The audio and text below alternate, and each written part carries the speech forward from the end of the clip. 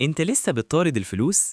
صدقني الفلوس زي الظل، كل ما تجري وراها تهرب منك، لكن لو ركزت على القيمة هي اللي هتجري وراك. بص على ياسين، في عز زحمة 2026 والكل بيدور على أي سبوبة سريعة، ياسين قرر يعمل حاجة مختلفة.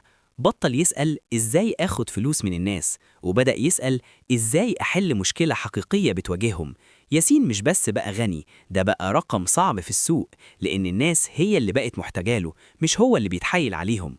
وزي ما قال الفيلسوف: لا تحاول أن تكون رجلا ناجحا فحسب، بل حاول أن تكون رجلا ذو قيمة. وعشان تتعلم إزاي تحول مهاراتك لذهب وتكون من صناع القيمة الحقيقيين، اشترك في القناة دلوقتي وانضم لمجتمع الأذكياء.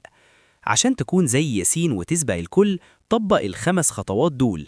حل مشكلة مؤلمة. الفلوس الحقيقية موجودة في حل المشاكل اللي بتخلي الناس مش عارفة تنام، مش في الرفاهيات وبس. قدم 10 أضعاف السعر. خلي العميل يحس إنه كسبان لما يدفع لك، بإنك تديله جودة تفوق توقعه بكتير.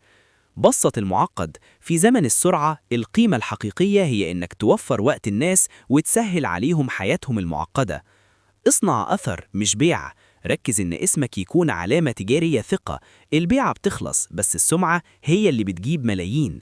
علم غيرك. القيمة بتزيد لما بتشارك معرفتك وتساعد اللي حواليك ينجحوا، وده بيفتح لك بيبان رزق مش هتتخيلها.